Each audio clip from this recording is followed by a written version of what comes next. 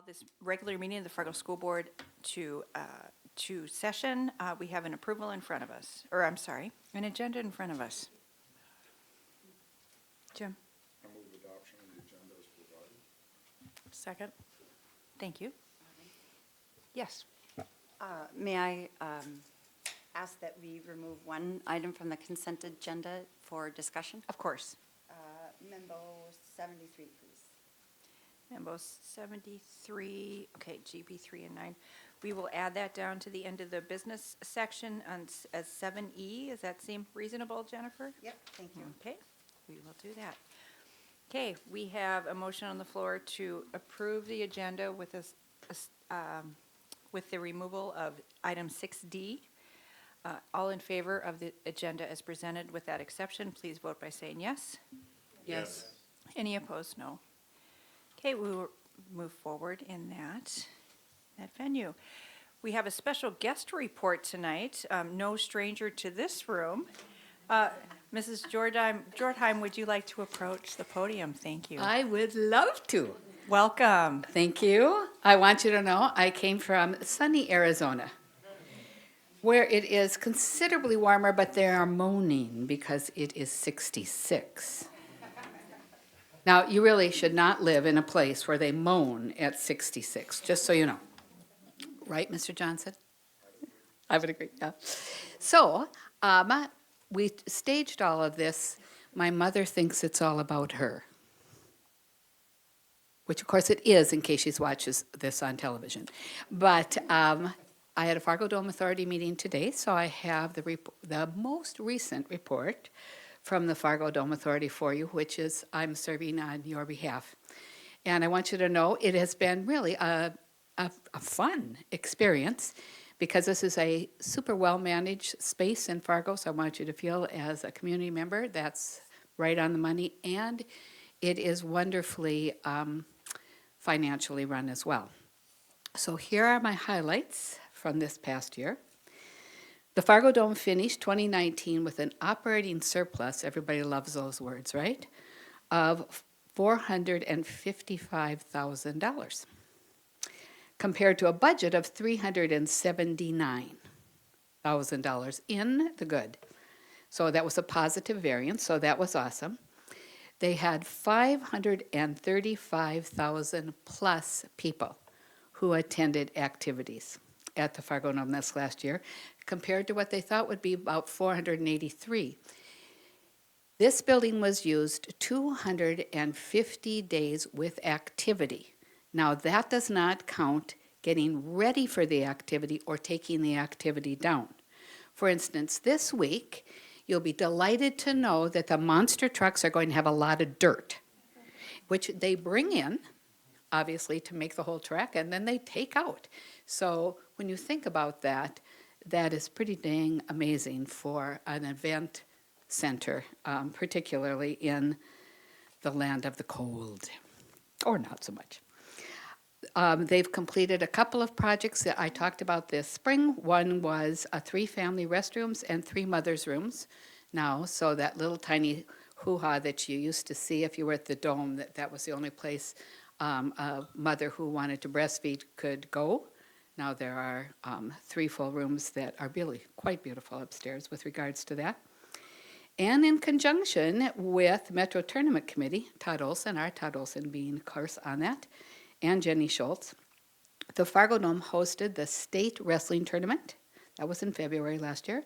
Dakota Bowl, state high school football, state high school volleyball, and in addition, worked with Fargo North, as you recall, to host their football games when they hadn't quite yet completed the field, and then with the Metro Student Council ambassadors as they did fill the dome again this year, which is all of the schools around here plus.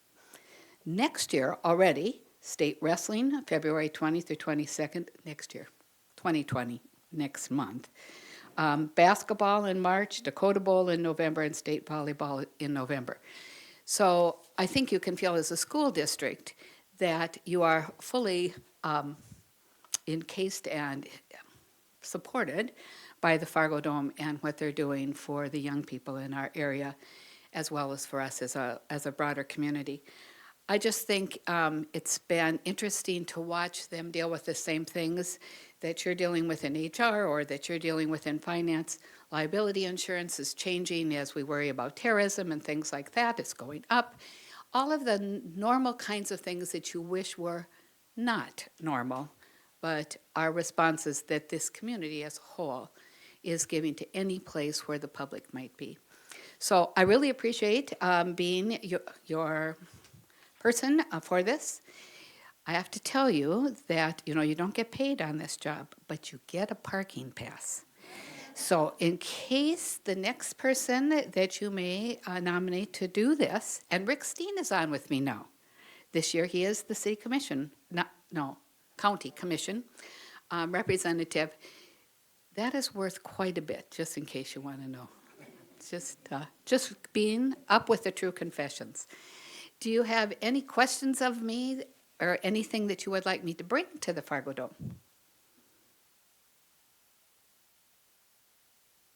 All right, then I'll leave you to the rest of the audience. It's really fun to see you, President Nelson, and Dr. Gandhi. It's just great to be here. Thank you for your years of service, Nancy. We appreciate you. Thank you. Next item on the agenda is recognition of the audience. I have two people that signed up. The second one I might not let speak. No. The first speaker is Sean Murnian, and the second speaker is Jim Free. I get to read a little bit of a statement here before we proceed. At this time, the board will hear comments from the public. We ask that each speaker who is signed up to address the board state their name and address for the record. We would also ask that speakers refrain from using this forum to criticize or complain about a specific employee by name. The board is interested in your comments and will listen carefully, but is not obligated to respond or to debate issues in this forum. Should you request a written response to a specific question, you may request it. This evening, each speaker will be allotted a maximum of 5 minutes. So go ahead and approach the podium, Mr. Murnian. And I apologize if I'm not pronouncing your name right. That's right. Okay, welcome. Sean Murnian, 525 20th Street North. My question is on the policy for community use of the school facilities, AP 3510. Okay. We got notice in October that going forward, there's a bunch of parents we use the Fargo Public Schools for basketball practice. And we're told, starting January 1, that it's going to be a $60 an hour charge when currently right now there's no charge provided our kids are in the Fargo Public School system. And so I've talked to Karen and Jackie, and I've gotten two different answers. Karen's told me what was in this was going to be the $25 an hour for gym and $35 for custodial. But then Jackie told me, it was January 3rd or 4th, that there's going to be some changes or whatever, that if we keep utilizing the gym during the week like we are this year, so like my team, we practice Monday, Tuesday, Thursdays when there's no school activities or holidays where the schools are shut down. She said if we followed that for next year, that there'd still be no charge. Well, now I got two different answers, so I don't know which one's which.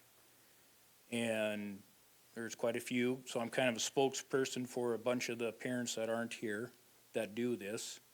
And we're just wondering why the change, and if this is going to be looked at, because if it is going to be the $68 an hour, I know there's going to be quite a few youth kids that probably won't be participating in basketball, volleyball, or that going forward for next year.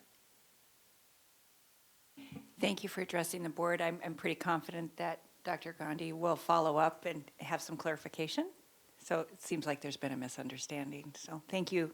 Thank you for bringing that to our attention, sir. As I mentioned, the next speaker that signed up to address the board is Jim Free, so we will reluctantly let him address the board tonight. I have a feeling I know what this is about. Yes, you are right. I want to come tonight just to thank you for employing me for the last 13 years. When I left rugby 13 years ago, I really believed in their mission, and I believed in I didn't think I could find any more people that were as good as they were, but I was wrong. And I just wanted to tell you that I enjoyed working with you and for you. And then with that, I always work at the pleasure of the board. I always think I don't really have an opinion. I do what you want me to do, and hopefully I do it well. But I wanted to take this time to put my citizen's hat on and just tell you that I think there's a silent majority out there that are really for the Setting D facility. And I'm so glad that you guys have approved to move in that direction. And I think that a lot of people will tell you you're probably wrong, but I'm going to tell you that there's a lot of people out there think you're doing the right thing too. And I wanted just to share that with you. That was a bold step, but I think it was the right step. And anyway, I just thank you for that. But mostly, for the most part, just thank you for putting up with me and for allowing me to work for you. So thank you. Does anybody want to say anything personally to Jim, or Jim, do you want to field questions, or? No, I'm sorry, I'm teasing you. Thank you for your time, and enjoy your retirement. You will be missed. Thank you, sir.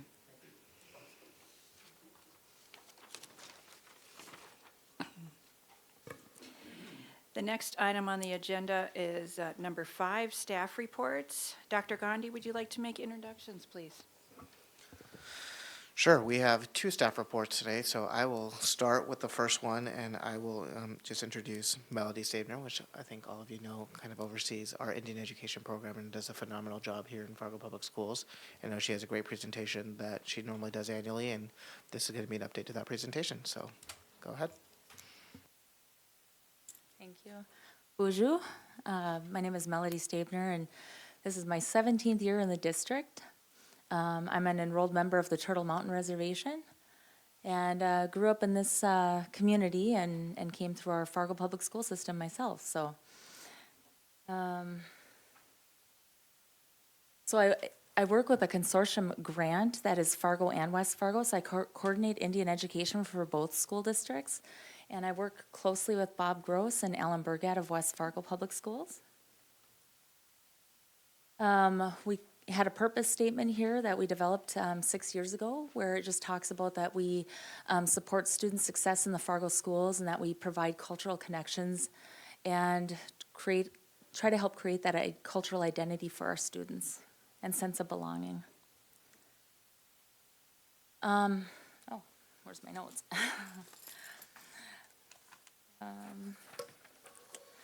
So here, it shows where it says current Native American enrollment. So for Fargo schools right now, we have 495 students that are self-identified as Native American. West Fargo, I have another 389. So we have 884 Native American students currently in the Indian education program. The other number I have here with the Title VI student count, I have 200 for 44, 115 in West Fargo for this year's count. And so that's 359 that we were able to collect funding on out of the 884 students for funding for this year.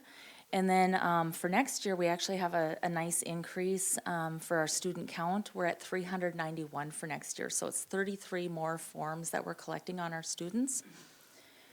And I'll explain a little bit more about that. Next slide. So we serve students in grades K through 12, and we serve any of our Native American students that self-identify as Native American. So whether we have a form that we count for funding or not, we're still going to serve them if they ask for any support and resources. One way to qualify for this for funding is that either the parent, the child, or the grandparent needs to be enrolled in a tribe, and so we can count any student that has that descendancy there. But we need a 506 form for our program, and on that form, the most important piece on that form is getting a tribal enrollment number from either the parent, the child, or the grandparent. So we're always working to try to increase those forms. So luckily, this next year we have a nice increase for student count.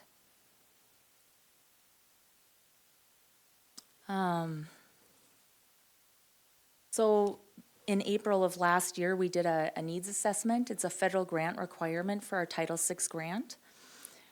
And it was interesting with the findings, you know, to see what each group rates as their highest priority. And so students felt that they would like us to provide more cultural events. They felt that tutoring, mentoring, and activities were important to them. Staff were more about like the trainings, training opportunities, mentoring, and tutoring support for students. And then for the parents, cultural programming and events that we do were rated high on their priority list. And I have engagement here because all of these things, it's all about student engagement, parent engagement, and keeping staff engaged as well. And then, so this leads into the goals of our program, increasing school attendance, increasing the graduation rate, increasing at-risk student support, which was new to this year's grant, increasing knowledge of cultural identity and awareness.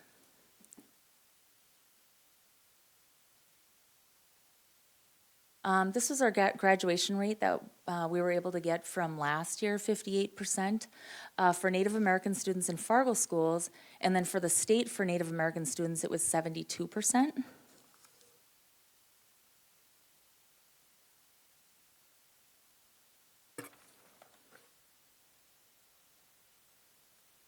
And you can see the trend in our cohort data over the last, since 2013, 2014. And, you know, there is a fluctuation there as you see. You know, with our population, we do have a highly mobile population. So we have families that come and go out of our school district. We see them pop up in West Fargo. So it's kind of nice having that consortium where we can still serve them if they move over to West Fargo or vice versa. And then also, we work closely with Moorhead Indian Ed. So we have different ways that we can help, you know, just making sure they're connected wherever they are in our area. And they move around for many different reasons, you know, housing, jobs, family. And, you know, we know that one of our most important resources really is relationships. It's, you know, family and friends. So, you know, what we see is, you know, when families move here, they're trying to find employment because there's not, I know from Turtle Mountain, my reservation, there's not a whole lot of jobs out there. So they try to come here, make a living, but then sometimes when you don't have those resources to fall back on as far as people, they end up going back to where their family's at. So we see a lot of that. And so we really try to connect with our families. Housing stability is a really important piece with our families. So if they can get those connections, that also helps with their stability in one location. So.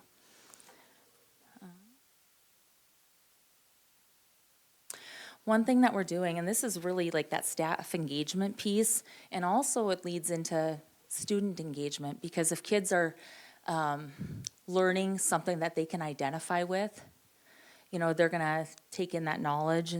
And so we actually, through Fargo schools right now, we're doing professional development for our teachers here in Fargo. And we had 20 teachers last year go through the training and 21 this year. And a lot of the teachers that are signed up for our classes this year got recommendations from the teachers that participated last year. So it's really helping to get word out about our program. And then these lessons here are available on a website. They're readily available so teachers can use them. But I think it's important that these teachers go through the training, because then they get a lot of foundation on what they're learning, you know, cultural teachings, cultural stories, humor. So they're getting a lot, I think, just from being in the training.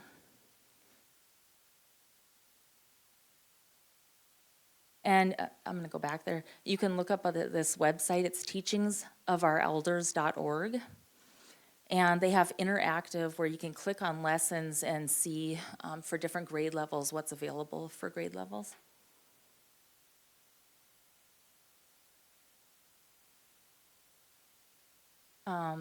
Here was one of the surveys that we did after one of our classes here. I'm just going to read one of the comments down below.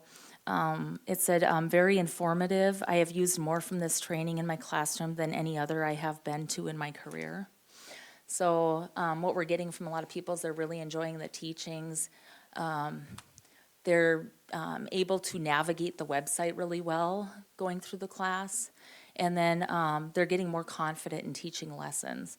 And so we're actually bringing some of the teachers from our last year's class, and they're going to come into the cohort 2 this year and do some demonstrating of lesson plans in our next one next week. So.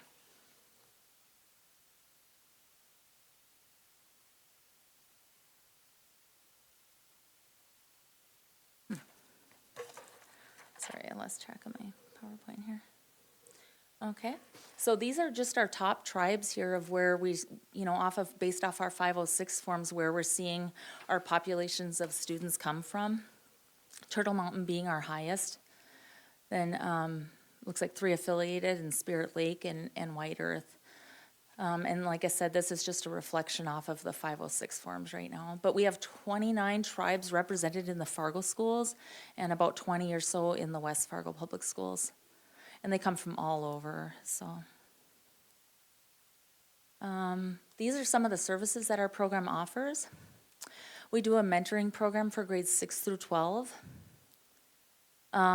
So right now, our mentor in Fargo is covering about 80 students on her caseload, 7 different sites, and out of 200 secondary students. It was like 218 for the secondary students. So I think that was about, had that written down, 37% of our kids in secondary buildings that are being mentored currently. That is a high caseload for her right now. So some of our schools, we have a waiting list. We try to keep her around 12 to 15 kids per building, and at one of the buildings she has 24. So it's pretty high. And I'll just go to the next slide, I'll come back to that. But this is our mentoring program here. And they do a lot of like positive decision-making, goal setting, talking about grades and school attendance. And then also really making connections between the student, the counselor, the teacher, helping to build those positive relationships and encouraging students to go get the help they need from their teachers, to get that tutoring support or extra help after school. So they're really kind of bridging the gap for the kids within the buildings and advocating for them. So I'm going to go back here, and Darlene and I in our office, we do a lot of the liaison support. So right now we have 66 students on our caseload, 17 sites, including family.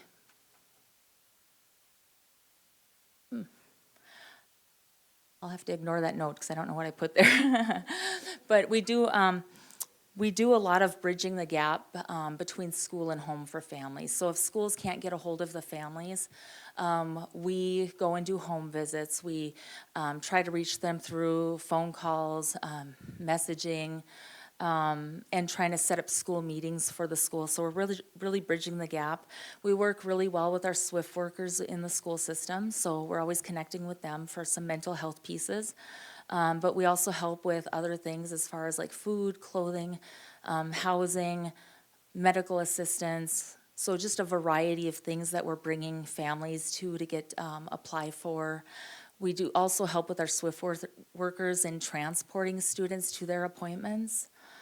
So that's a big piece of our liaison support, and that also again is parent engagement. Really trying to get those parents wanting to come to schools to find out where their kids are doing in school, and so just really bridging gaps there. We do a lot of referrals to organizations in the community. We do a big school supply drive every year, and we keep school supplies on hand for our students. We pay for ACT and SAT fees, GED fees.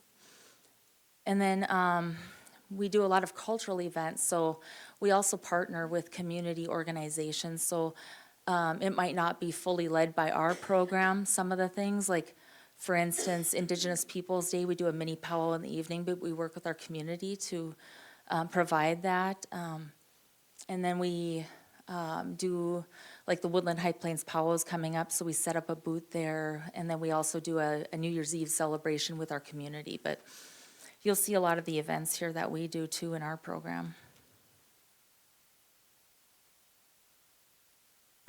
Here is a lot of the events. This picture here that you see was actually our Indigenous Peoples Day youth event during the day.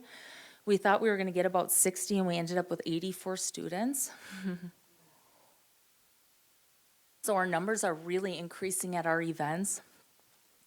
We try to plan kind of on the high end, but yeah, it's really growing as far as participation. We do Indigenous Peoples Day, Youth Leadership Day, which will be coming up in March, back to school night. So it's really getting to know our families. So I always make sure I'm going around introducing myself to the families, welcoming them back to school, and introducing myself to new families that show up. So that's one of our really nice big events. School supply drive, we do some cultural like regalia making classes, which are usually led by our parent committee. We do a big winter gathering, which was our Christmas party this year, and we had 250 plus people come to that. So that was one of our largest events. It's a lot of fun. So graduation picnic, we do that in May so we can celebrate our graduates every year, and we do an honor song for them, and we give them a gift and just recognize their big accomplishment. Reading programs, we're doing quarterly reading programs right now. College field trips, we just did one to NDSU in November, and then we're involved in all the powwows that we have locally here in town. And there's 3 right now. We have Woodland High Plains Powwow coming up on March 28th at MSUM, and then we have the Crossroads Powwow at the Shields Arena, and that one's usually in October now. And then Indigenous Peoples Day mini powwow. And here you can just see, like, we try to track, like, who all comes to events and everything, and as you can see, our numbers are growing. A lot of the same families do keep coming back because they enjoy our events so much, so, but then we see a lot of new families too, and we always enjoy getting to know our community. And here's our quarterly reading programs. I started this, I think, the first year I started working with Fargo Schools. A reading program at the end of the school year. It was really to bridge the gap of reading over the summer. And we provided them with Native American theme books, told them about all the incentive programs that are in our community that they can be involved in. We had our own incentive program. And then last year we were written into the Striving Readers Grant. And so for 3 years, we're doing quarterly reading programs right now, and we're really focusing on family literacy. So we're working with the parents, the students, and we're bringing in Native American storytellers, and then also tying in a lot of our teachings with our parents, traditional teachings. And we're averaging about 60 to 70 people that come to that one consistently all throughout last year and then this year already too. So that's been really positive. We've heard a lot of positive feedback on that. And it's just fun, like a lot of the same families are coming, but there's always some new ones. And they just really enjoy, it is one of our small, it's 60, 70 people, but it's cozy. Everybody really gets to know each other. So I think they enjoy that environment as well. Our youth leadership, this is where, we want to bring our youth together so that way they can gain skills and knowledge that will help them to be able to be better leaders in our communities. And they also learn about what it is to be a Native leader using our 7 grandfather teachings. So, we talk about being humble, truthful, wisdom, love, courage, respect, and honesty. So we really focus on those things, and what it means to be a Native leader. And so that's always a big, fun event of ours. We always bring in different speakers from different tribes across North Dakota. So we try to mix it up a little bit just because we do have so many students from different tribes. And then we have a parent committee, and as you can see, there's a lot of different representation from different tribes here. We also have a school representative, one of our teachers here in Fargo, student representative, and they are very involved in our program. We're actually going to be doing an Indian taco fundraiser here on February 15th or 13th, Thursday.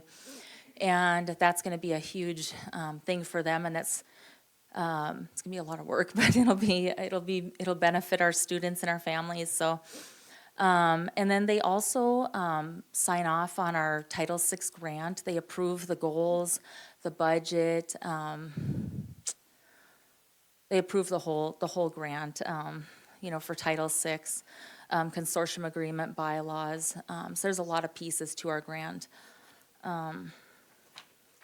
And we have a public hearing every year, so it is open to the public for comment and questions. We do tribal consultation, and as you saw earlier, Turtle Mountain is where a lot of our students come from, so we decided to consult with Turtle Mountain. And so Bob Gross has been out there with me out in Turtle Mountain for that.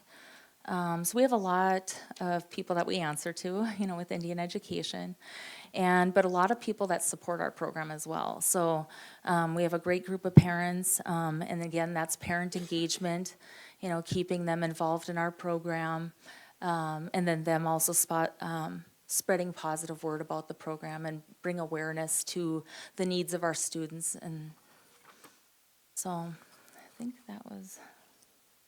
And then these are I just had a lot of community partners listed on here. We're always looking for opportunities for our students. So a couple things that we did this year that we kind of added on just as some other opportunities for kids was we know that a lot of our boys need positive leaders. So I worked with one of our community members, Guy Fox, who sits on the Native American Commission. And we started a boys' drum and singing group. And we have 7 boys on there right now. And we've seen, just being in the schools, we've seen how their attitudes have been different, and they are more engaged and participating more in their school. And they're actually going to be doing a presentation over at Jefferson Elementary this Friday. So they've already been asked to do a presentation. They're very excited. And that was one. And then we did something with the Fargo Forum. We did a journalism club for our students at Ben Franklin. And we had about 10 students there that were really engaged in writing and learning more about media, journalism, kind of telling your story. And then right now I have MSUM that's involved in our reading program. So we have college students that are going into education, and they are doing our activities at our reading programs right now, and their focus there too is on family literacy. So it's been very engaging for our students at the reading programs. We haven't really had any behavior corrections that we've had to make with the kids because they are very engaged, so that's exciting. And then Concordia College, I'm connecting with them. I think we've been working together for 10 years now. And I have some volunteer tutors that they're gonna be, that'll be working with me over the next couple months. Not very many, but it gives them the experience of working with a diverse population, Native American population, and it'll benefit those kids that we're assigning to those mentors. So, does anybody have any questions? Got David and then Jim. First of all, Melody, I'd like to thank you for your efforts. It's amazing how much you get done.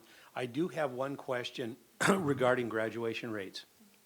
Our graduation rate here is 14% below the state average. Have you ever done any studies to determine why that may be?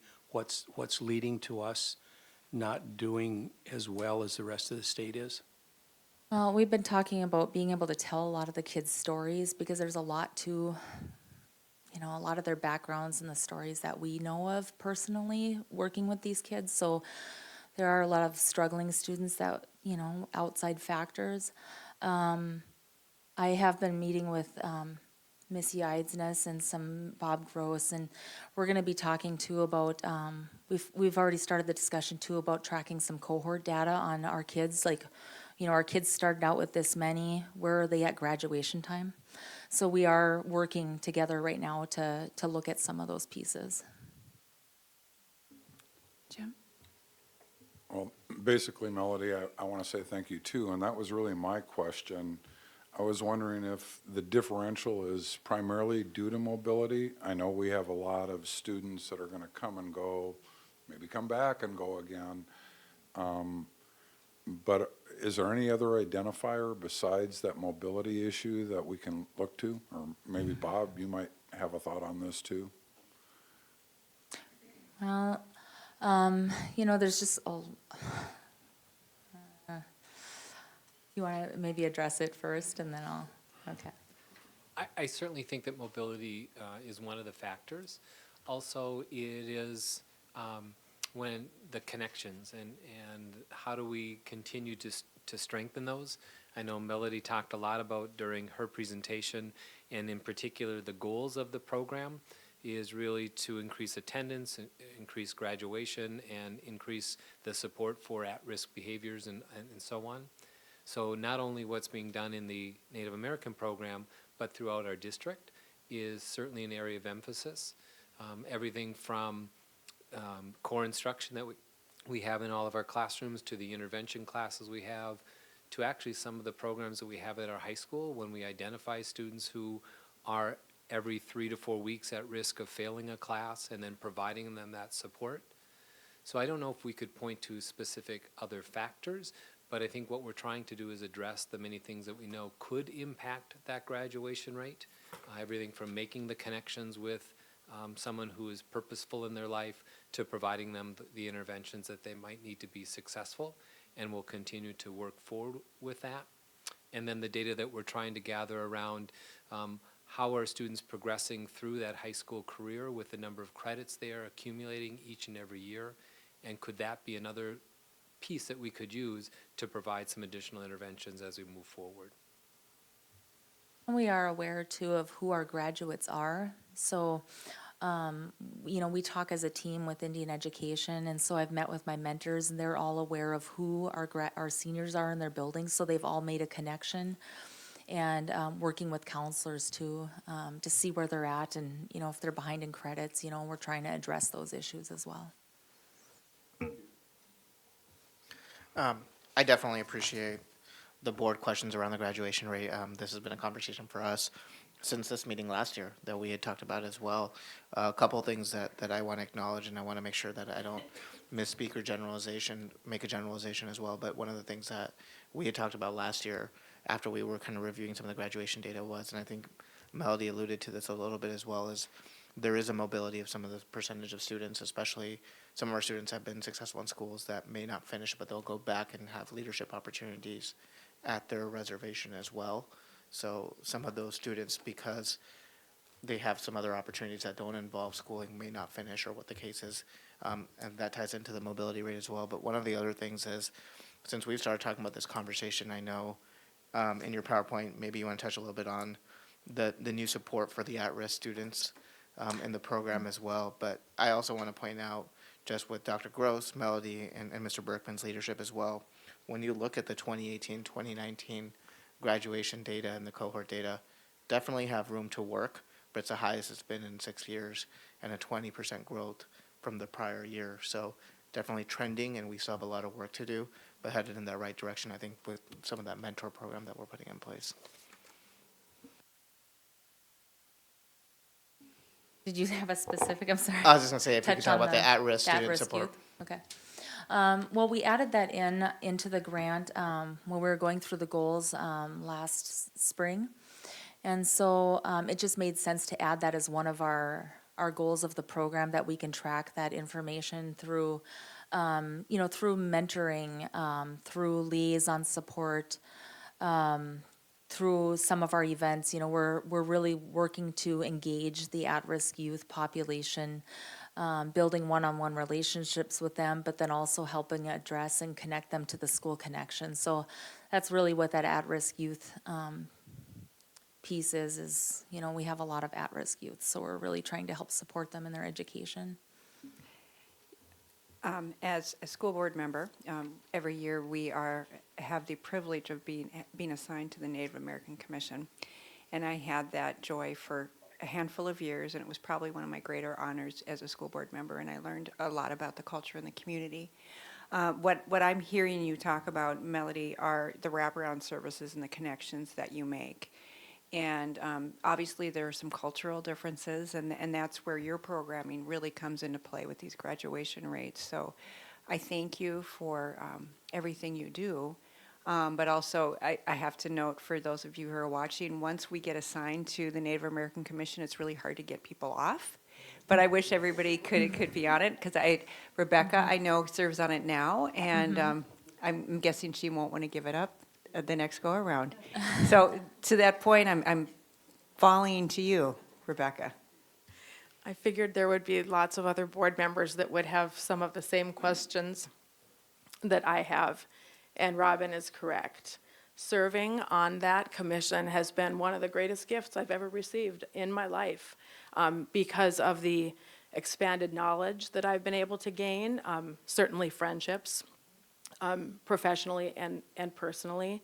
And one of the things that I guess I'm kind of trying to figure out, or how we walk through this, is where does the liaison to the Native American Commission fit in, with our work as a board, and with our work as a school district with our Indian Ed program.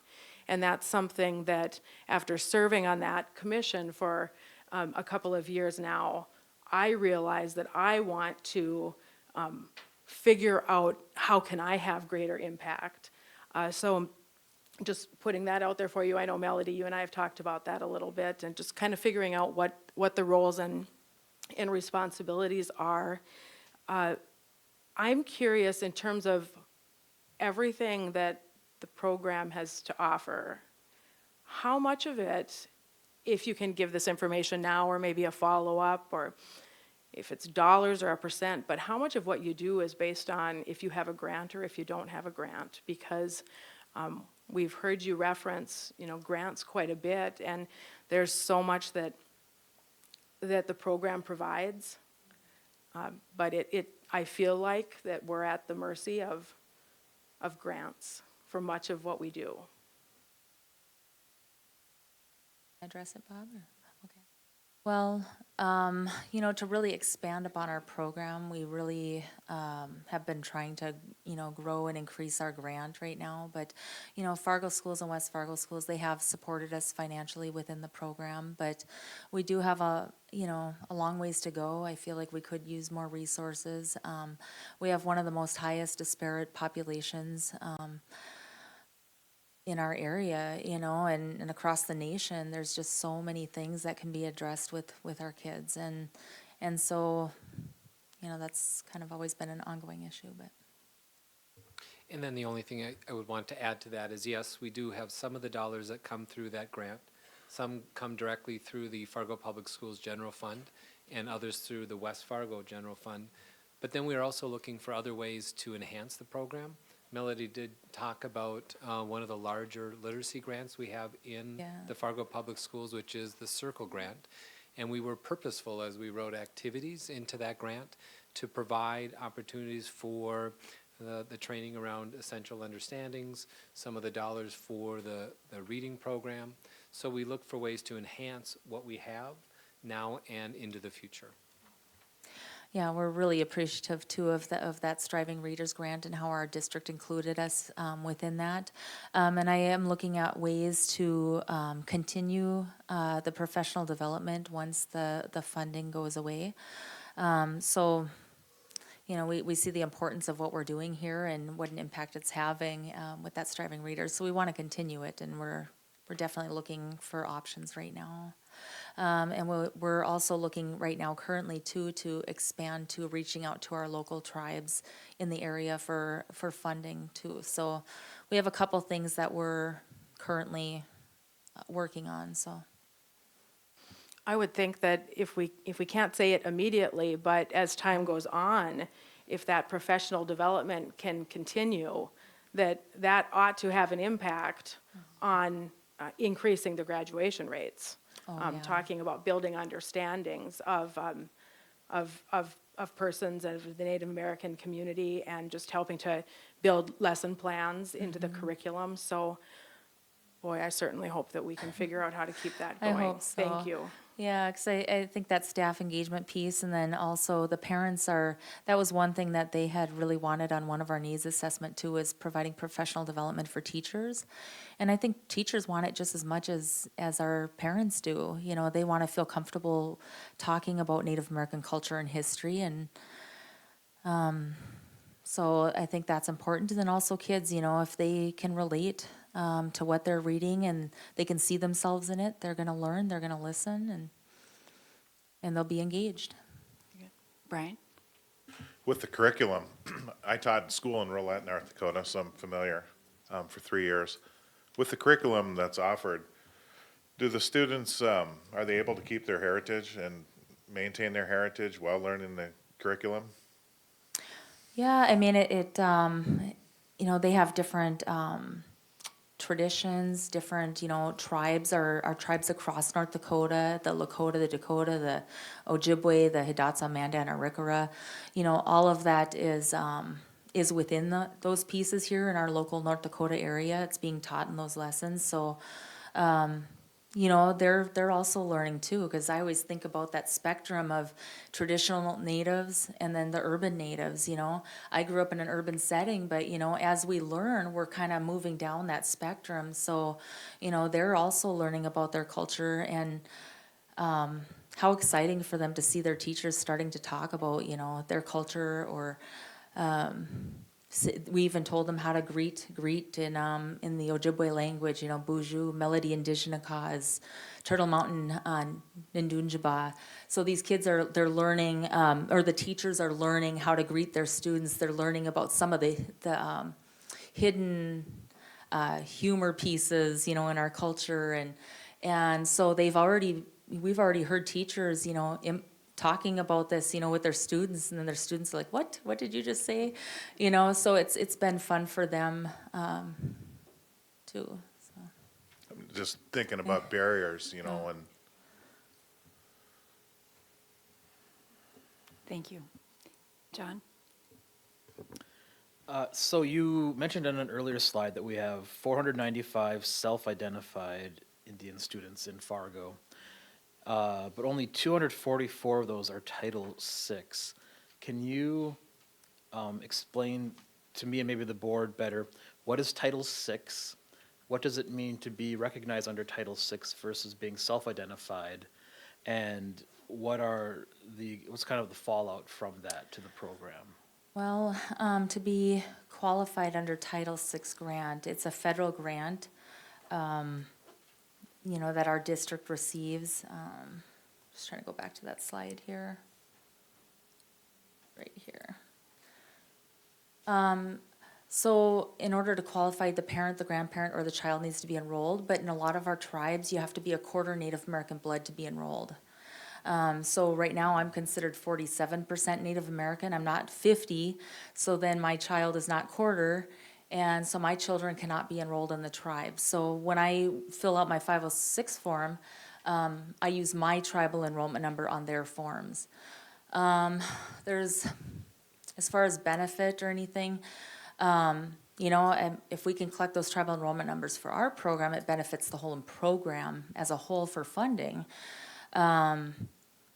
And we still serve all those kids that are not turning in a 506 form for various reasons. There's a lot of different reasons, you know, foster care, moving around, losing paperwork, a non-Native parent raising a child where they don't have anything to do with the Native parent and they just don't want to collect the form. So there's a lot of different various reasons that we can't collect the form. And then as far as like some other things, you know, it does benefit kids, you know, to be enrolled, because sometimes the tribes will help with like scholarships towards college, you know, like mine will do 1,000 per semester if you're full-time in college, you know. So there's different benefits from tribes as well, but in our program, we serve them all. It's just a matter of, it'll help increase our funding, and we're always talking to parents about it to increase that and tell them how it benefits everybody as a whole. We can't count students from Canada, for instance, but we still serve them. Okay. Thank you.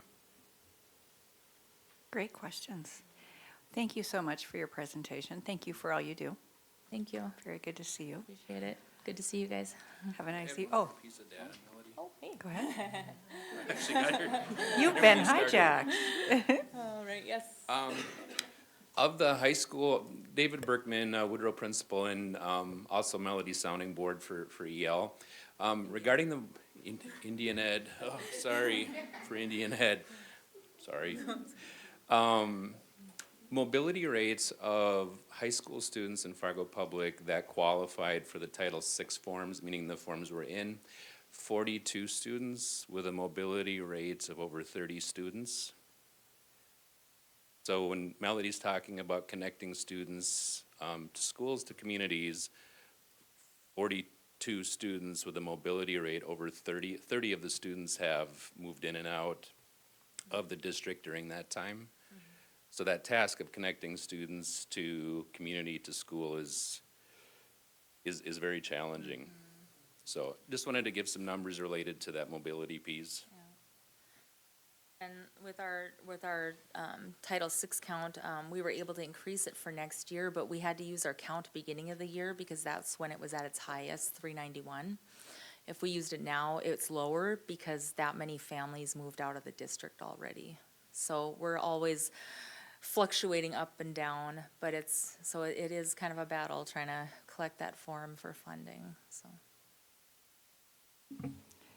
Very good. We've kept you long enough. Thank you. Thanks for your time. Good to see you. Next item on the agenda is the Human Resources Report, member number 72. Would you like to kick that off? Sure. Next up, I will call to the podium Doug Andring, our HR director, for our annual HR report.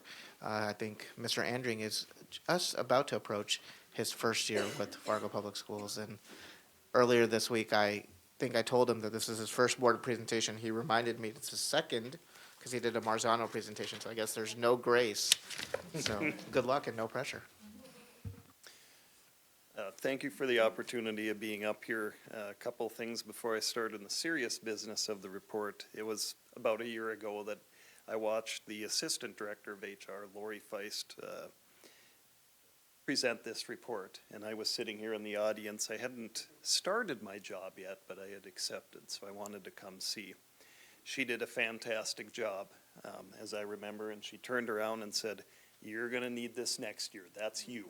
And so here we are again, and I seem to remember the other report, the Marzano one in June. Dr. Gross answered most of the questions for me, so I probably can't rely on that again today. But even though I promised my staff that I would not have them come up and do any sort of presentation up here, if they came and joined, I said I would love to do an introduction. I have at least one here, Amanda Carinta. She is our HR generalist. And she started with us in July? June. So, yep, and it's been a very, very busy time for Amanda as we've engaged in many of the projects you'll see here. Amanda's working on, so thank you for, I don't think there's anybody else. Fargo Public Schools HR department, we serve approximately 2,000 regular employees. Those are benefits eligible employees. They're working 20 hours or more per week. We do employ a variety of part-time and temporary employees, including co-curricular, substitute teachers, and paraeducators, after-school programs, student workers, summer programming, Trollwood seasonal staff, tutors, and more. For calendar year 2019, we issued 3,602 W-2s. I'm very proud to say that we had an envelope stuffing party this afternoon. We put all those and about 2,000 1095Cs into an envelope, and everybody's going to be getting their W-2s by the end of the week. So the next paragraph, very important, we are a service center for employees of Fargo Public Schools. And we work to assist in all aspects of the employment relationship. We really do provide service to employees throughout their entire life cycle, from the minute that they choose and identify and they want to work here to when they end their employment with us. Some of the 2019 accomplishments, I'll highlight a couple of them here. There's many listed. We filled 4 vacancies within the HR office over the last year, mine being one of them. Also an office assistant, a human resources assistant, and then an HR generalist. We are currently searching for a payroll specialist, and with any luck, by the end of this week, we will have made an offer and hopefully one accepted. So actually, there'll be 5 positions. Implementation of the support staff request workflow. When I first started here, I really identified that when we were getting requests to fill positions specific to support staff, so paraeducators, tutors, really anybody who isn't a teacher or administrator, those requests would typically come to me. Me being new, I thought, I'm not sure if we can fill these. How do we analyze what we need to fill? Whose decision is that? So I put together a workflow that really allows a couple things. One, cabinet to take a look. Do we have the budget for this position? How does it fill the student needs? When do we need to fill it? And then the workflow also provides, once I hit either an approve or a deny button, the requester gets that approval or denial, and then Amanda gets it to know that she needs to post. So it really serves twofold, where that process comes in, it can be reviewed, and then it goes to the people who need to have it, once it's either approved, denied, or in progress if we need to ask further questions. New job description template, this is really ongoing. This was really identified and upgraded for a couple of different reasons. Number one, when we're posting positions, we really want a job description that tells the full story of the position. It's going to help the incumbent and that person who wants to get into that position really know more about it. The other piece is that it helps during job audits. If somebody's job is changing and the Human Resources Office needs to conduct a job audit, with our rating system, and most job audit rating systems, we're going to need to look at a number of factors that really weren't identified in our previous job description template. So a couple of things there that we added in, percentages of time. So groupings of duties. How much time are you doing those types of things? Contact decision-making authority. What decisions do I get to make? What decisions do I have to kick up to a higher authority? Problem solving, contacts. Who are the people I'm going to work with? Is it mainly just in my department? Is it the entire district? Is it also the public? So that really gives really the applicant, the incumbent, and the Human Resources Office and the supervisor a better picture of what that job is. Collaboration with the special education department and developing a plan on file process for new special education teachers. ESPB has recognized that it is challenging now to recruit SPED teachers that are fully credentialed within SPED. What this process really does is allows the district to engage on a yearly basis with a regular ed teacher to get those extra credentials if they so choose. The plan on file process that we created was really born out of who are all the parties that are involved in making sure that the district is monitoring this process and the teacher is carrying through and getting the extra education and credentials. So we created a workflow that allows the principal, HR, and the SPED department to monitor that process as we go through it, and then communicate with that teacher and ESPB if we do need to, as far as where they are at in getting their extra credentials. We collaborated with the Information Technology Services and Teaching and Learning Department to create a new staff orientation feedback survey. We did administer surveys and have before this for our new teacher orientations, for our support staff orientations, and then for our substitute orientations. But we decided we'd get together and make surveys that align with each other. And really they are the same survey, but these surveys really allow us to gather what I would consider better data that's actionable, that we can take and see what's working, what isn't, what do we need to change. Past surveys have shown that and I'll speak specifically to new teacher orientation, the majority, about 2/3, would say that those sessions are valuable. Really, we just look to align the surveys between all staff groups to make sure we can gather like data to do that.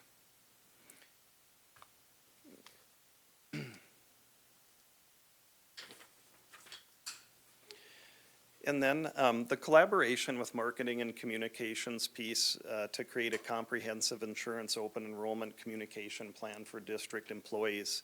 And again, this was really born out of the Health Insurance Committee recommendations to change premium levels. And there was a little bit of change as far as one of our health insurance plans from a closed access where you gotta choose your provider to an open access. That was our traditional plan. Naturally, there were a lot of questions around that. So myself and Lori Feist and then our benefits specialist, we visited, and I have it here, it's about 17 or so schools, and then the Nutrition Operations Center to really host question and answer sessions. The feedback that we got was very good. Some of them were well attended, some of them were less well attended. But overall, the feedback that we got was people really appreciated knowing these changes are coming. We have questions about them, the whys. What might I need to do? What are the differences between the plans? So we really took that out and brought that information out to folks. Initiatives for 1920, there are many. To highlight a few, substitute paraeducator and teacher retirement and onboarding process changes. It's mostly complete at this time. We did revamp the public website where with our substitute population, they are really becoming an ever more increasing important part of our job force here. We really wanted to create a public website that showed a more robust picture of what it is we have to offer, why you want to come sub at Fargo Public Schools, how you come in, what kind of credentials we're looking for, what we're going to review. Really the same type of selection process that we'd have for any other employee because of the importance of that substitute teacher or para. The other piece of that was once they are an employee of ours, we have selected them. Then we have a more robust site out on our portal. You are a para and you are a teacher for us. Here are your resources now. So a public website and an internal portal website to help them. Evaluation of paraeducator job descriptions, leveling. This is one Amanda could probably speak about for about 3 hours, but really in summary, HR identified that the district had about 17 different, what I would say, titles for paraeducator positions, with the duties being relatively, what I would say, the same. While I think that helped principals and hiring authorities to place those paraeducators in buildings, get what they needed in there, it really created what I would probably say a difficulty as far as recruiting. When you have all those types of positions with little distinction between them, how do we recruit for those positions? When somebody's looking at that position, how do they know what that is? How does that paraeducator, if they are interested, and hopefully they are, in continuing employment with Fargo Public Schools, where's the succession planning there? When we need to reassign or offer a transfer to a para within the district, it makes it just a little bit harder to go between buildings when there's different types of paras, but not what we are doing here, which really is creating a classification series or called leveling. So right now what we have in the works is a paraeducator 1 position and a paraeducator 2 position. And there's some distinction there in qualifications and really duties and responsibilities. We are looking possibly at a paraeducator 3 position, but it provides distinct succession planning and allows us to really take advantage of that district population of paraeducators. It makes it simpler to recruit for people to know exactly what kind of a job that they're getting into. More of a newer project, a creation of a work group to assess paraeducator performance evaluation form. again, born out of some feedback, really from paras, principals, deans, that taking our current support staff paper evaluation form really didn't align with what the paraeducators were doing as far as job responsibilities. So what they were doing for job responsibilities and duties, we take that and we go to evaluate, and it didn't line up. So what can we do to change that and make it a more applicable process for an evaluation? So I put together a group of, I think it's 4 paras, principal, a couple of deans, HR, and we are about in the midst of looking at that evaluation form. The feedback's been great. This has naturally been a pretty passionate group. They joined because they want this changed. So we're really moving forward to, and it's evolving a little bit, to taking these new educator job descriptions that are drafted, and we're going to be proposing out into the district, and aligning that with the evaluation process. And then, actually the last meeting, it kind of evolved a little bit further, where we're actually looking at what kind of a support staff evaluation form can we use for all support staff. So that's where we're kind of at with that project now. If we go a little bit further to the bottom, development of employee recruitment and retention plan. This plan is going to reflect the district's policies, procedures, and philosophy on how we recruit and retain diverse talent. Some of the information that will be included, and this is in the works, different types of policies. So when we recruit, what type of policies are involved? Non-discrimination policies, ADA policies, where and how we advertise, programs we provide for professional development to retain the talent that we do have. Development of a search process handbook. This is actually part of my operational plan for this year. This handbook provides policies and procedures and guidelines to all stakeholders who are involved in the search process. So principals, deans, it could be paras, it could be teachers, anybody involved in the search process. What's the law? What are the laws involved when we're doing searches? Veterans preference, again, non-discrimination, ADA request requirements, recognizing biases in screening and interviewing, expectations, really depending upon what your role is in that search process. So what we're really trying to look at is to create guidelines and consistencies for all of our stakeholders that conduct search processes within the district. So that's also in the works. Some of the other HR responsibility areas are listed there. Everything from 1095 forms, ADA requests, FMLA, job descriptions, lane changes are listed there. A little bit of introduction to the HR team. I would go down to Lori Feist. I really can't say enough good things about that the team. They are the reason that I do succeed.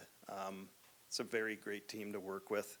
Lori, she does certified salaried staff placement, lane changes, staffing adjustments, payroll taxes, salary placement, retirement consultation, and she keeps me going in the right direction too. That's probably her most important job.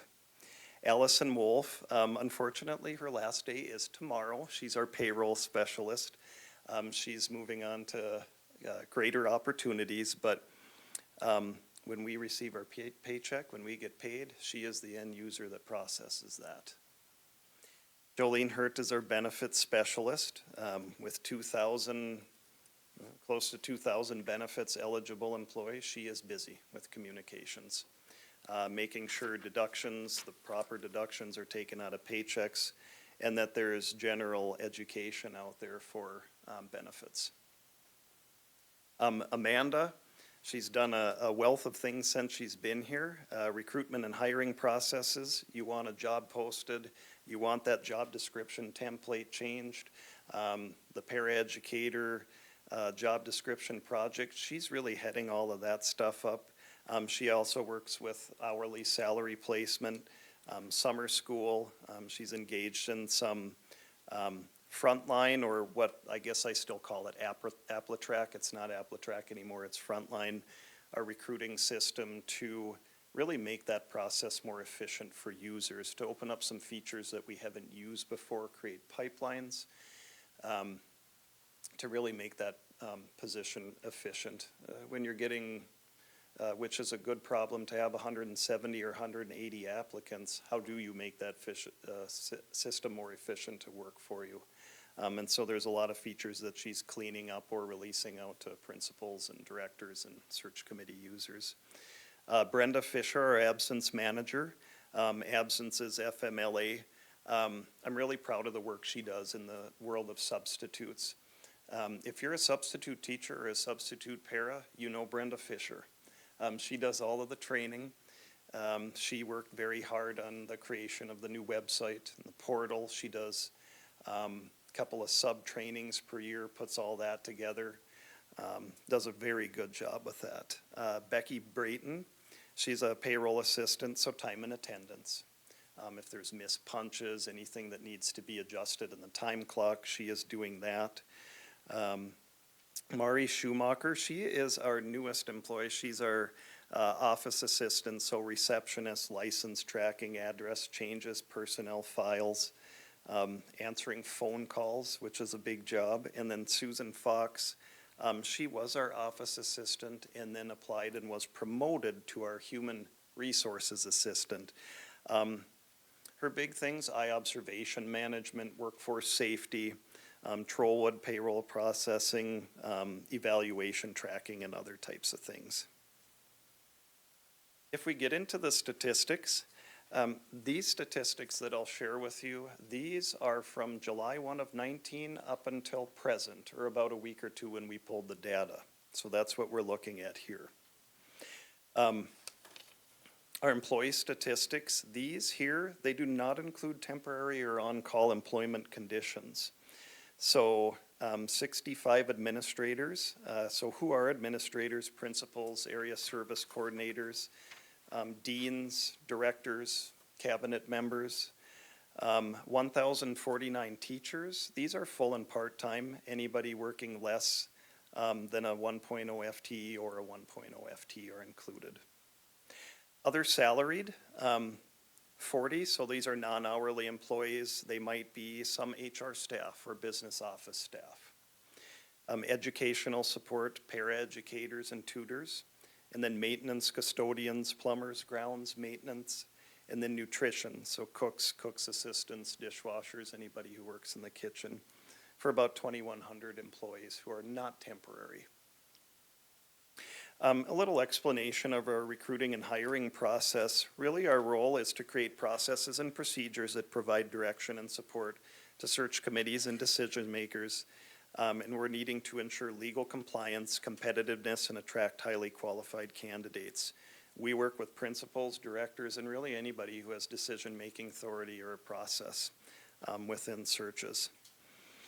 We do utilize Frontline AppleTrack, and this allows us to recruit candidates.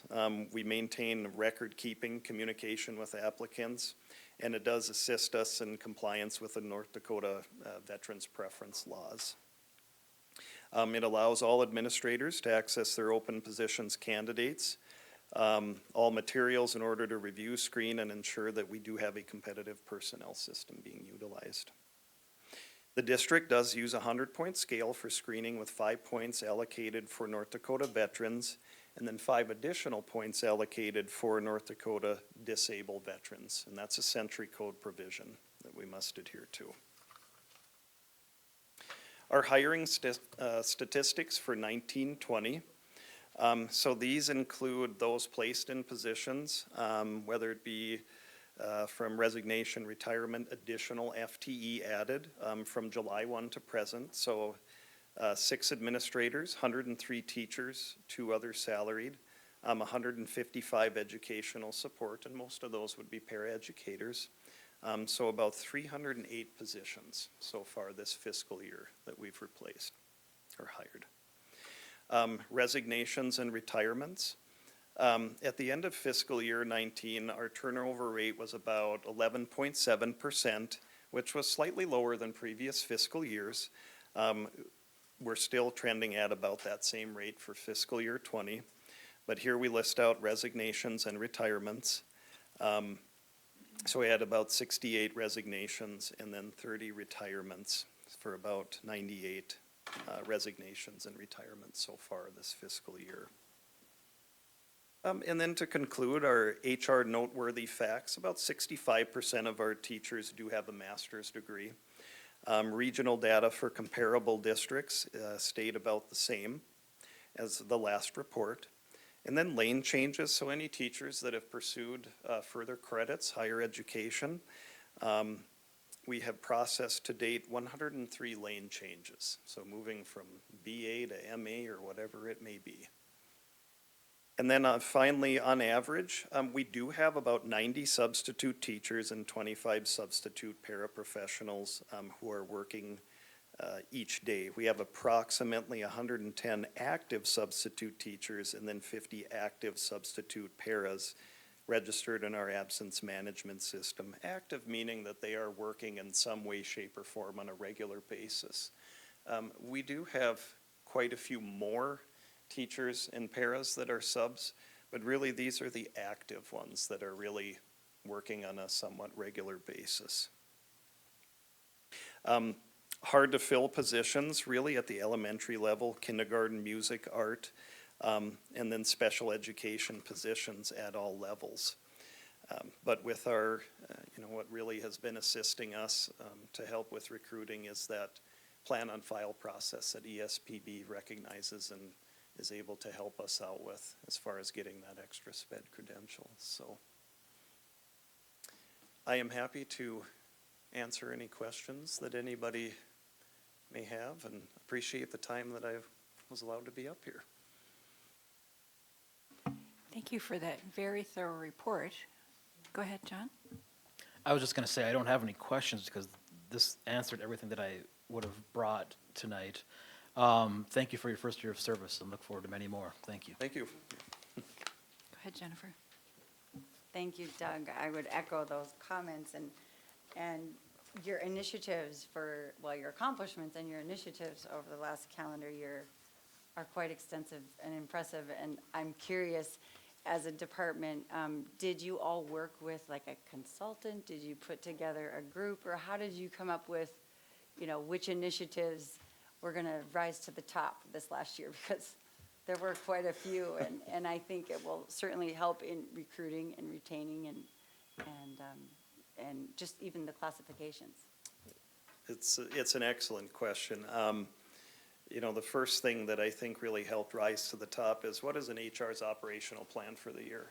The search committee manual, monitoring some elements within the Marzano framework, and we really didn't talk about that here, but most of it was really based on feedback that we received from principals, directors, paras. As you can see, we're investing a lot of effort into paras, whether it's their job descriptions, para lead roles for training new paras that are coming on. Things that help us recruit and retain is really where we wanted to focus our time. And so what are those things? It is job descriptions, it's a search committee manual, and all of those things, of course, you're juggling them in the air. And sometimes I'm like, I wonder if I could just finish one of these things. But that's really where we're investing, putting our eggs in that basket, is really the recruitment and the retention. Yep. Yeah, thank you so much for the thorough report. I really appreciate you walking us through it versus saying, well, there's a lot there, go ahead and read it.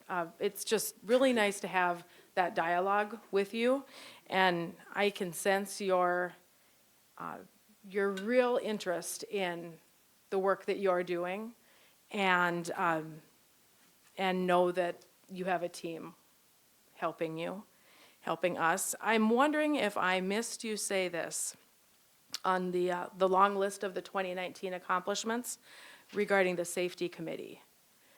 And I might have missed you mention that, but I'm wondering if you could speak to that just a little bit more, and kind of comparing that to perhaps what's happened in the past. in regard to partnering with the village to offer the stress management and compassion fatigue assistance. Could you just share a little bit more on that, please? Yeah, and I'll only be able to share a little bit, well, obviously to the extent that I know, but starting next month, I will be a new member to the Safety Committee. But one of the first things that, the recommendations that came out when I started was the Safety Committee recommended for further professional development for all staff, a couple of different things, one being stress management classes, which were optional and voluntary to go to.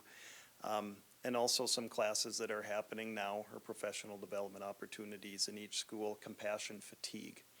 So I worked with the village to get all of those scheduled, with principals picking dates and then encouraging all staff, whether it's district office, teachers, paraeducators, whoever they may be, please go and take a look at these sessions. So as far as a lot of the workings of the safety committee, I haven't been a part of it yet, and I would certainly feel free if you wanted to add anything, but that's the extent of my knowledge so far, but I am looking forward to getting into that committee. I think because my role really connects to it. Very good. I don't see any other hands. I'm going to use some presidential privilege, and I'm going to call for a break. And so we will reconvene at 6:55. Thank you.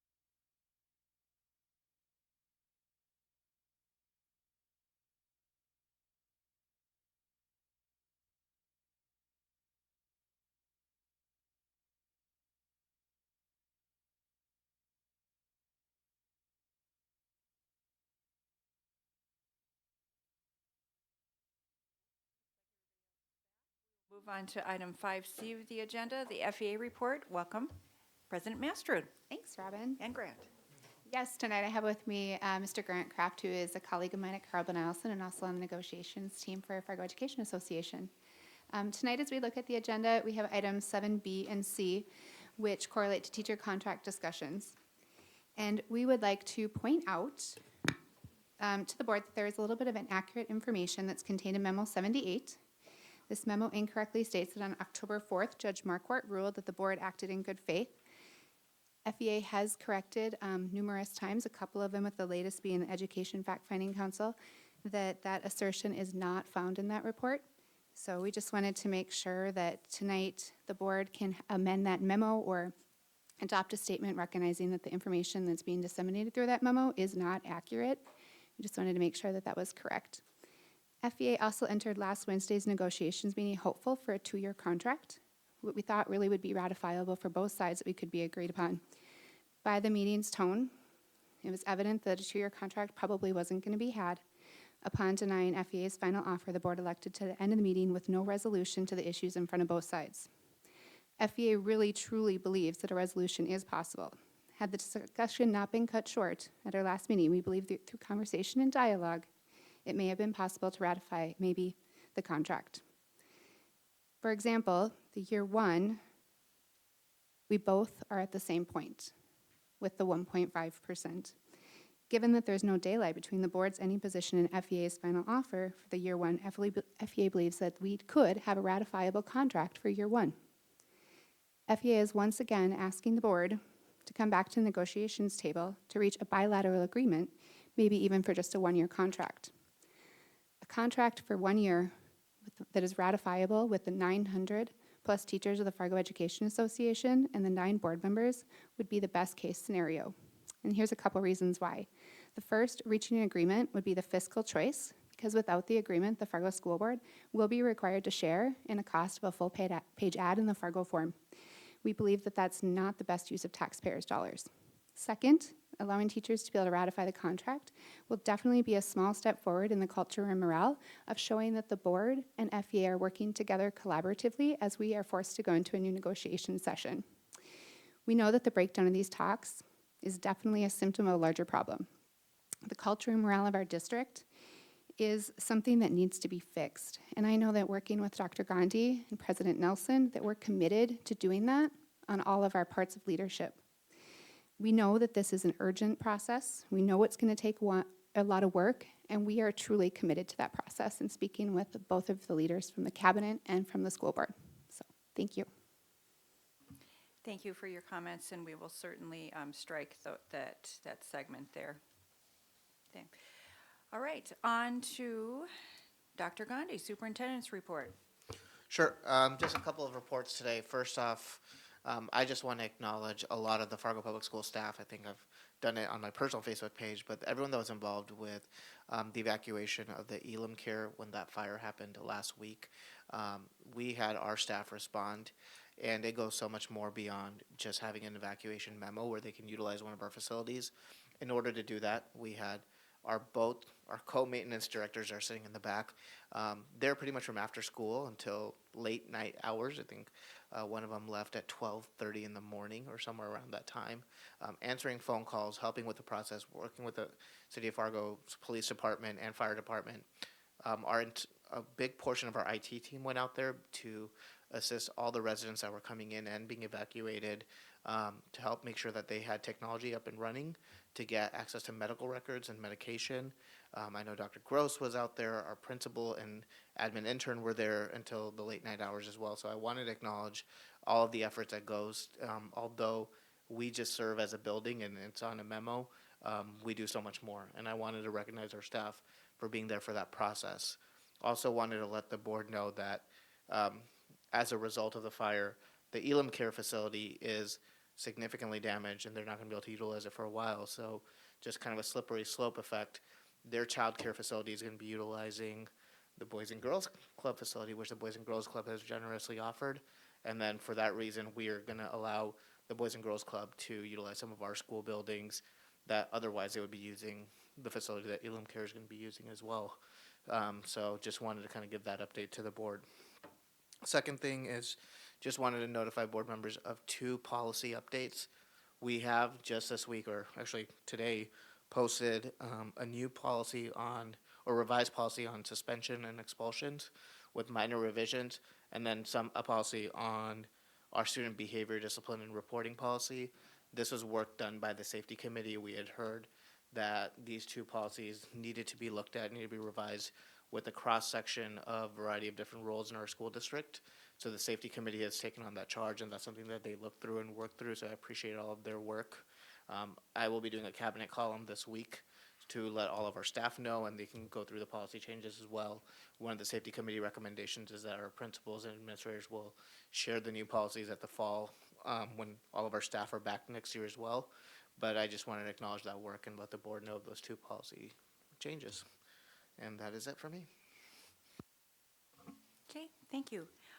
On to the consent agenda. Without the item of 6D, I would entertain a motion to approve.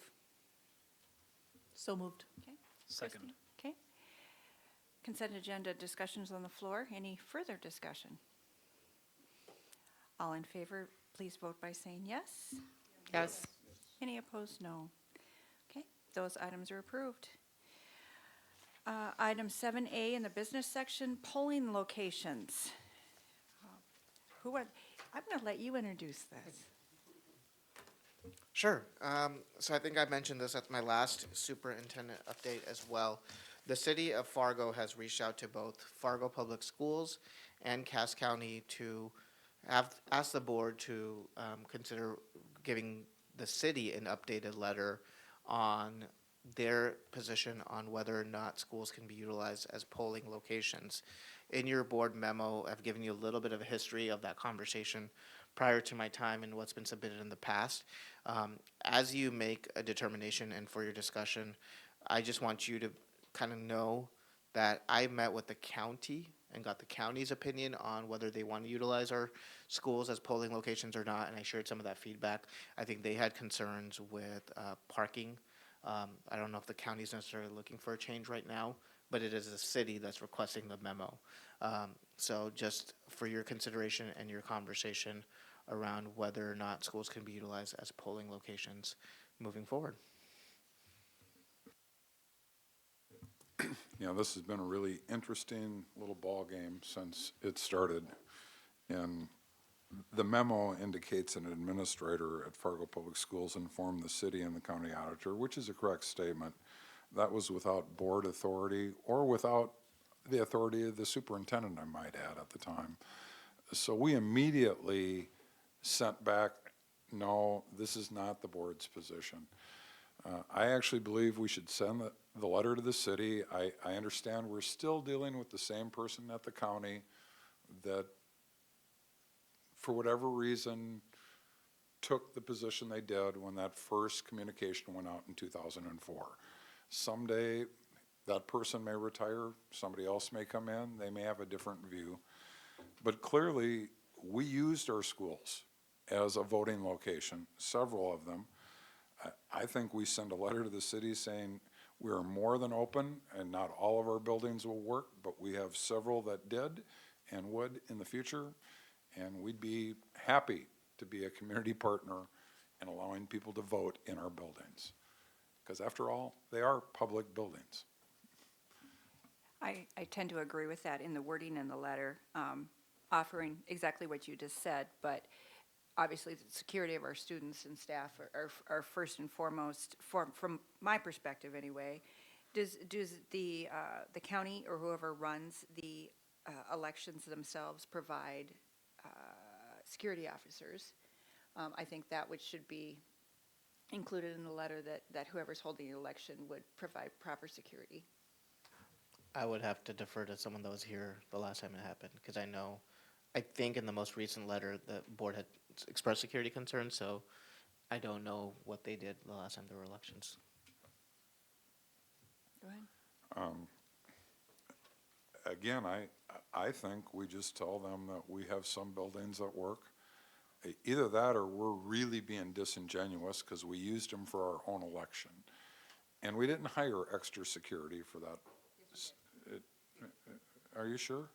positive, because I knew one of the security officers when I voted, that we hired a third-party security.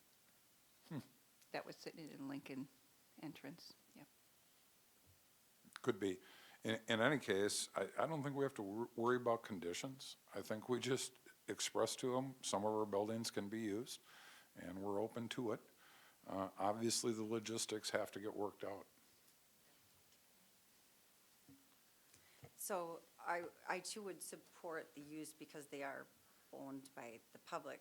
But my questions also stem around safety, and many things have changed since 2006. And in here, it talks about 6 locations. Were those deemed safer than another in terms of like we had added locked doors in between one area and another? Or why were there only certain identified buildings at the time? If I remember correctly, that was up to the county to choose those. And so they chose some that were central within districts for voter convenience and location. But if I remember correctly, I'm sure safety and parking were a consideration as well. But this isn't something we can force upon the county to hold their elections in our building. But I think we should be gracious hosts, and if they choose to do so, we'll work through it. Rebecca? Right, I completely agree.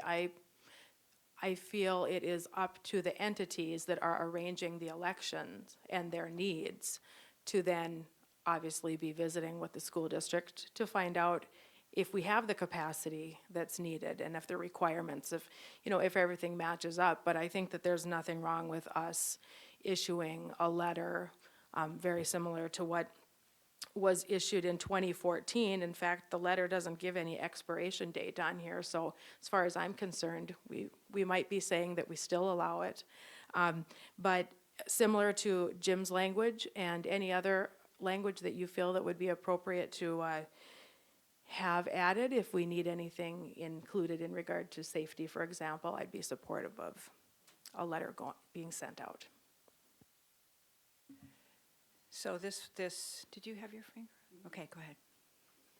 So I guess I would also like to hear from Dr. Gandhi on your opinion, if you would be okay with this.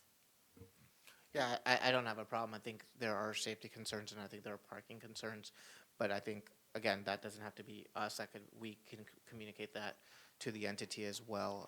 Last week I was not at the last combined principals meeting, and I know that we got some input from the building administrators as well, so I might look at Ms. Eisens to see if she wants to share some of that feedback.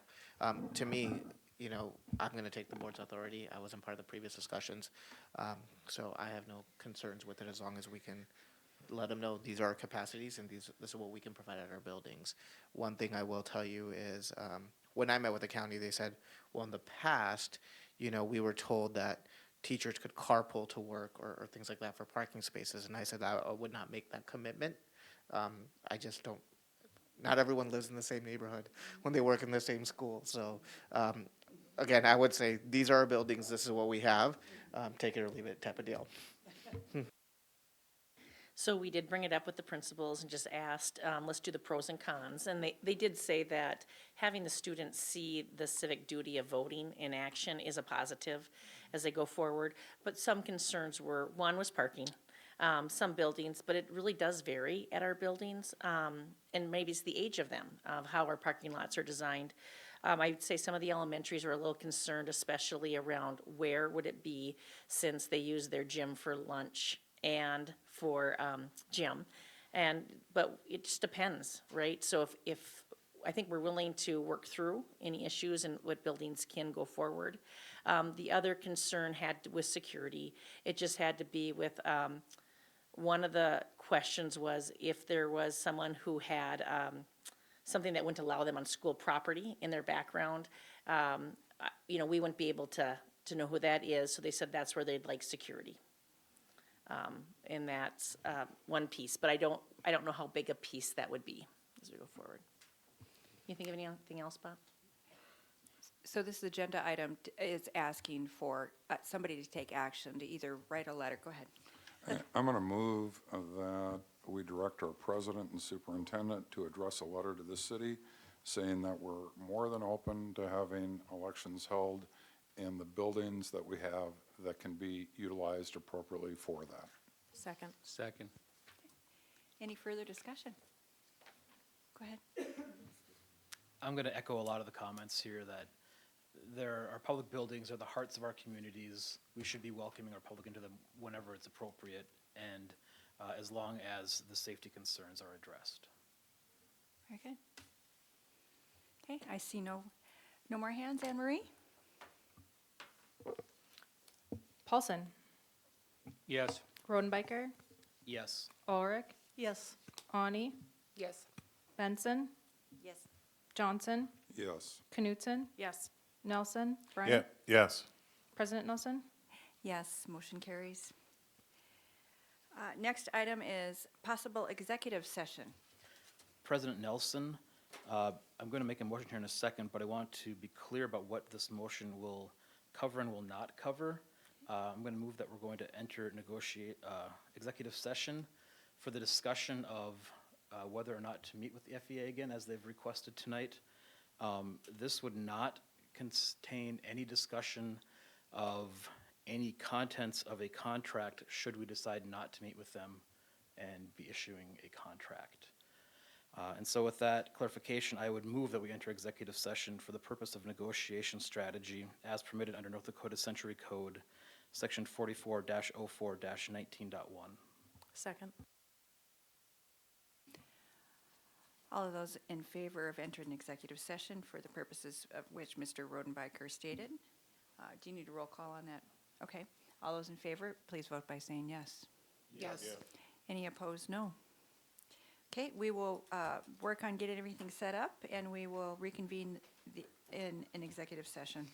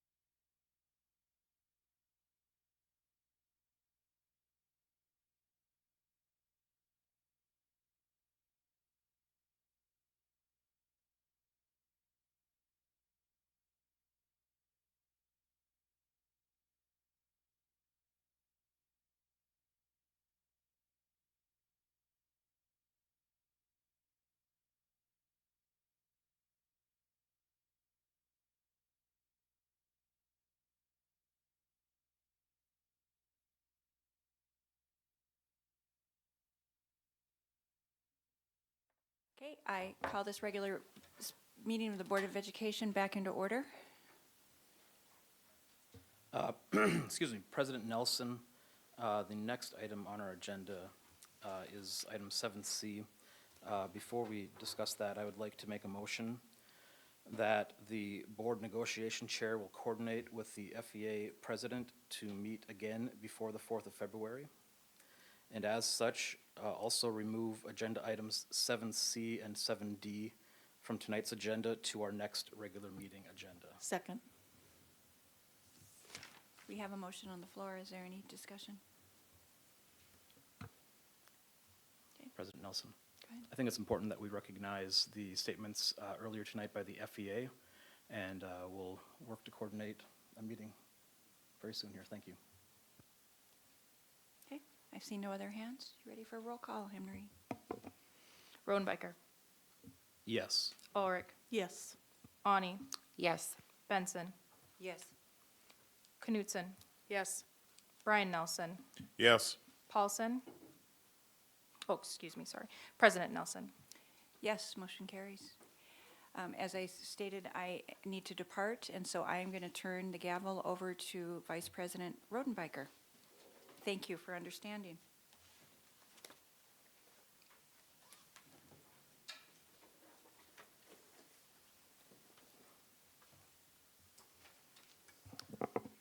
All right, the next item on the agenda are the committee liaison and correspondence reports. Rebecca, let's start with you tonight, please. Thank you, John. Tomorrow morning at 7:30 a.m., the Communications Committee will be meeting in this room. The Native American Commission meets February 6th at noon. I RSVP'd for February 10th for Giving Hearts Day, project-based learning at Carl Ben, Anne Marie. On the 18th of March, I also RSVP'd for Fargo North's academic breakfast. I will be at Ben Franklin the 31st of this month for the Stand Together Committee, Students Taking a New Direction. They have an ice cream social where students are recognized for exhibiting consistently positive behavior.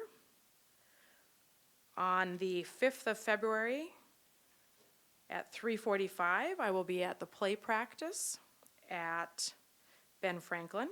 Their play is Schoolhouse Rock, and their performances are February 27th, 28th, and 29th. I'm going to attend a few of those practices, so I'm curious to see how, and they've started practicing already, but I'm curious to see kind of how they evolve as they go through all of their practices and rehearsals. And that's the end of my report. Thank you very much, Rebecca. Jennifer, move over to you. So I have a couple things to highlight from the Health Insurance Committee meeting. Really, this meeting was a focus on an analysis or a review of the ALEX tool that some of you might remember I shared with you, I don't know, maybe a year plus, that the committee implemented to help educate employees on the differences in options. And as well, they spent some time going through the current vendor landscape and some additional apps or initiatives that the current vendor, Blue Cross Blue Shield, offers, and maybe some others out there. And then there will be some continual or some additional analysis and conversation around what sorts of things they can implement into the communication plan that they're working on for this year. And that's really it. Sorry, I don't have their next meeting in front of me, but it'd be a month from last week. Okay, thank you very much, Jennifer. Let's move over to Brian, please. I was at a special meeting on Wednesday, the 22nd, I believe. I had the opportunity to go to the North Dakota Council of Educational Leaders Superintendent meeting the last 3 days. One of the cool things from that meeting that I learned is that they are going to, for the fall conference of the 21st, 22nd, and 23rd, they're going to try to get the teachers, the superintendents, principals all together.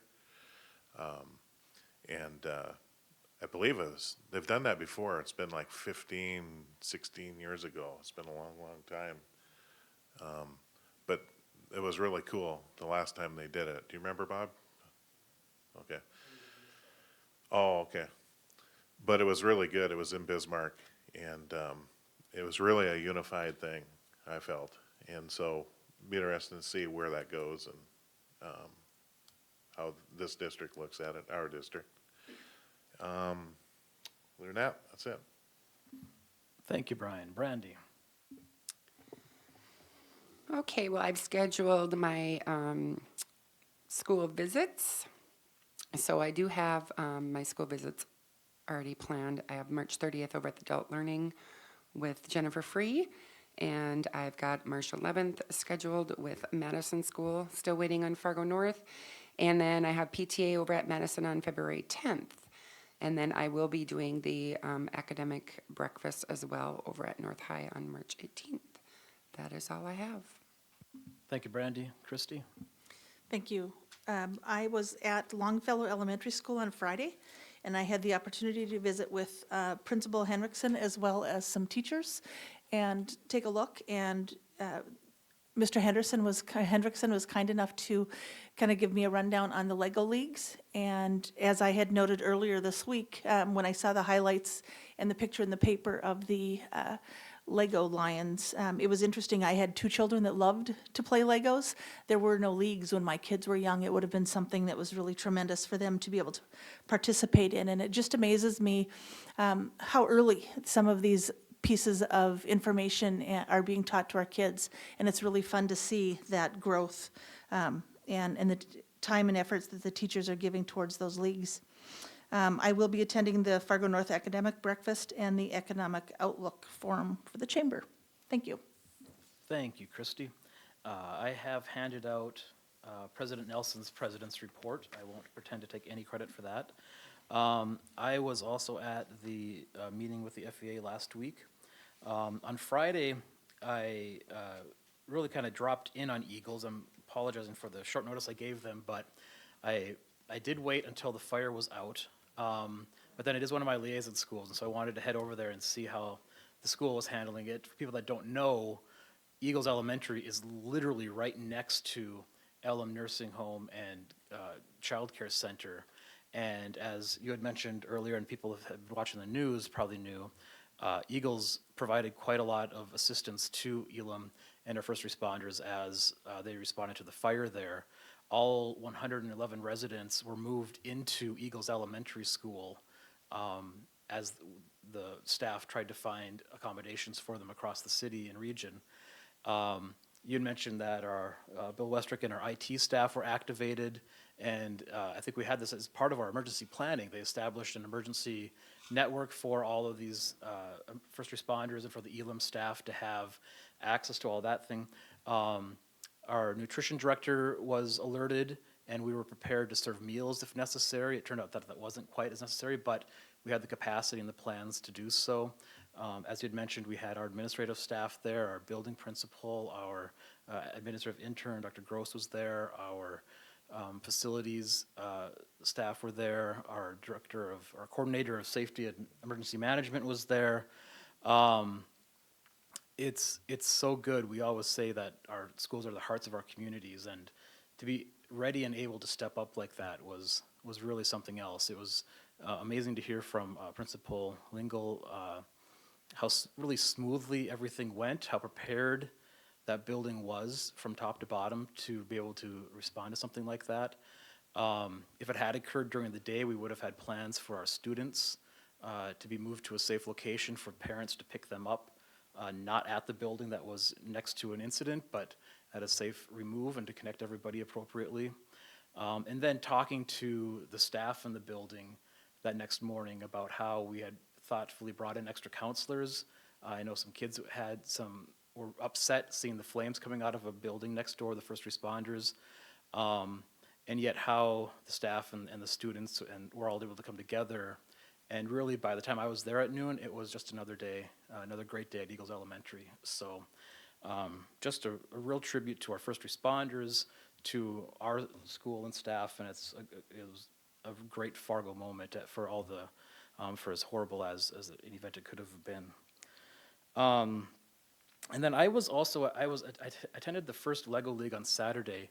What relationship do the schools have with First Lego, if I can ask that question? It's not a direct Fargo, is it a club thing? I'm not, there were just so many students and staff involved in it. I was wondering if we have anything directly. Yeah, I can't tell you across the board. I think from what I remember from our foundation's annual meeting where they sponsor and highlight the different events, I think one of the clubs or some of the kits have been sponsored through the Innovative Learning Grant through the FPS Foundation, but I don't know if there's consistency or if it's just kind of teacher self-selected. At this time, it's an after-school club or activity in our different buildings, so it's based upon the interest of the students and the interest of the building. Okay, thank you for that clarification. It really was something to see. Thank you. Oh, Jackie has one. Jackie. Yes. Yeah, I was just going to say, a lot of the schools who have started it did get some startup funds through the CTE program at the state level as well to get going. Great, thank you.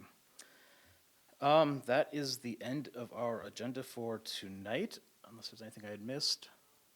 And seeing not, I will adjourn. Our next meeting date will be, regular meeting date will be February 11th. Thank you.